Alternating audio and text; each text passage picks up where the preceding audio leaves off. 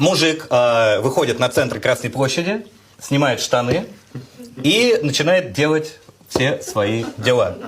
Идут два полицейских, подходят к нему, говорят: вы что вообще делаете? Красная площадь, центр Москвы, вы чем тут занимаетесь? Говорит: ну захотел, ну припер, ну что я могу сделать? Говорит: все, вяжи его, надевают штаны, берут его, ведут под руки, выводят с Красной площади, и в этот момент из Кремля с мигалками выезжает кортеж, останавливается гигантский лимузин, из лимузина выходит Собянин, говорит: Леха! Подбегает к этому мужику, говорит: Леха, елки-палки, где ты был вообще все эти годы? Сколько лет не виделись? Говорит: да поехали, говорит, сейчас банкет, сейчас посидим, нормально отдохнем, выпьем, поедим, обсудим, что в Москве происходит, что у тебя в жизни происходит. Менты стоят в шоке, говорят Собянину, говорит: Сергей Семенович, ну он, как бы, мы не можем его отпустить, но у него такое произошло. Говорит: ладно, все, поехали вместе все, короче. Все, прыгайте ко мне в лимузин, садятся, что-то с Лехой трут. Менты сидят в шоке вообще полном. Они едут, говорят: слушай, а у тебя время есть? Говорит, Леха говорит: ну да, есть время. Говорит: давайте к Путину сейчас заедем. Говорит: у Путина. Он говорит: тебя рад будет видеть? Невозможно.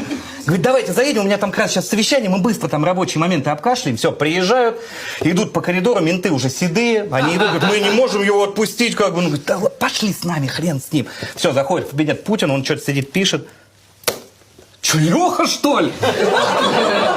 Путин говорит: елки-моталки, говорит, сколько лет вообще не виделись. Леха, ты где пропадал? Говорит: да я там что-то по делам. Вот в Москву на пару дней приехал. Говорит: Семенович, ты знал, что он в Москве? Говорит: Владимир Владимирович, да сами вот встретились вообще случайно на Красной площади. Говорит: давай, садись, поговорим, вообще все обсудим. Менты стоят в углу, просто не понимают, что происходит. Путин говорит: ладно, давай, смотри, сейчас времени больше сидеть нет.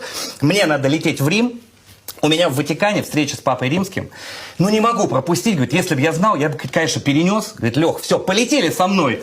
Говорит: у меня загранпаспорт. Какой загранпаспорт? Говорит: вон, все, борт номер 1, садимся. Менты говорят: ну, мы не можем его отпустить, чтобы на Красной площади. Задолбали. Говорю: ладно, полетели с нами, короче. Все, садятся в самолет, летят в Рим.